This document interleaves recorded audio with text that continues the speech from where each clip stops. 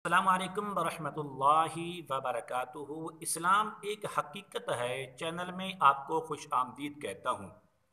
उम्मीद करता हूँ कि आप तमाम लोग खैर वाफ़ियत से होंगे, खुश और खुरम होंगे। दुआ है अल्लाह तबारक व तआला आप तमाम को खुशियाँ अता फ़रमाए, लंबी और सेहत व तंदुरुस्ती वाली ज़िंदगी अता फ़रमाए, आमीन। आज इस वीडियो में आपको घर से जिन्नात को भगाने का या जिन्नात को जलाने का दूसरा अमल बताऊंगा।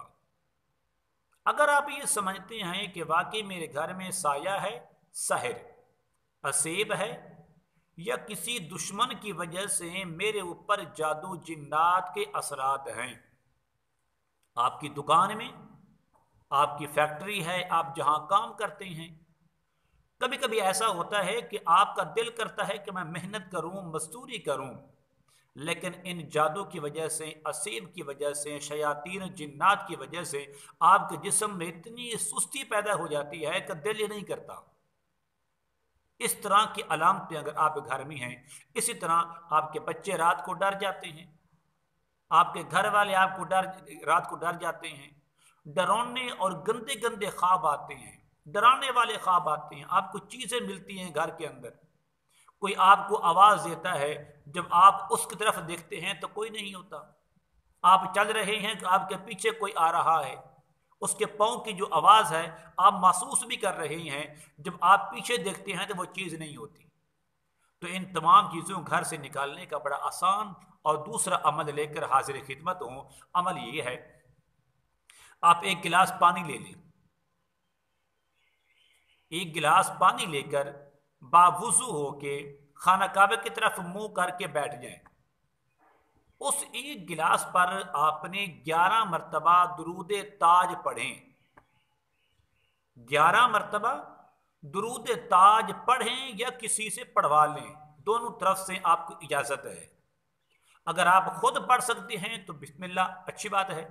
अगर आप किसी से पढ़वा सकते हैं तब भी बेहतरीन है, आप खुद पढ़ें या किसी से पढ़वा कर उस पानी पर दम कर लें। अब पानी को दम करने के बाद उस पानी के 4 हिस्से कर लें।